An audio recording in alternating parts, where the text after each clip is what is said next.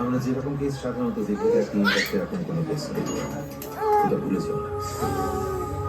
আমার হাতে মেয়ে আছে, আমি কি করে ধরবো বলতো ওকে? ও হেঁটে হেঁটে চলে গেল হামাগুড়ি দিতে দিতে।